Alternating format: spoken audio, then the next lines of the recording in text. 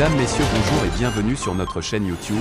Ici nous vous donnons la clé, alors si vous êtes nouveau, abonnez-vous et cliquez sur la cloche de notification pour ne plus rien manquer. Cela fait, on peut commencer.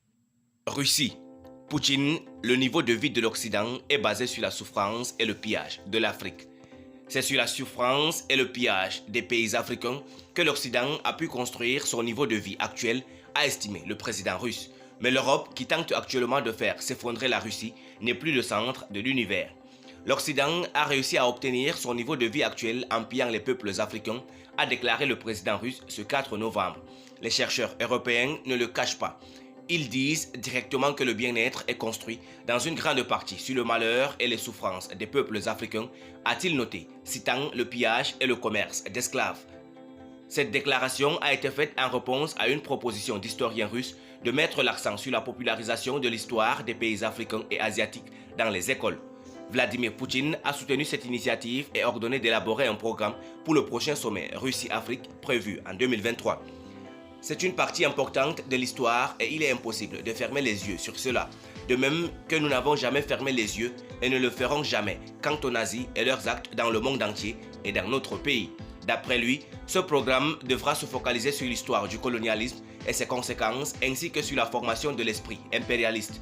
Entre-temps, les capitales européennes ne sont plus le centre de l'univers, a-t-il noté lors d'un discours à l'occasion de la fête russe de l'unité nationale. Il a aussi rappelé que les anciennes colonies de certains pays européens, à l'exemple du Portugal qui a colonisé le Brésil et des Royaumes-Unis en Inde, comptant maintenant beaucoup plus d'habitants que leurs ex-envahisseurs. Actuellement, l'Occident tente de faire s'effondrer la Russie, mais elle ne permettra jamais de le faire. Visant à affaiblir, voire à détruire la Russie, ces efforts continuent. Ce sont eux qui sont à l'origine des événements en cours en Ukraine.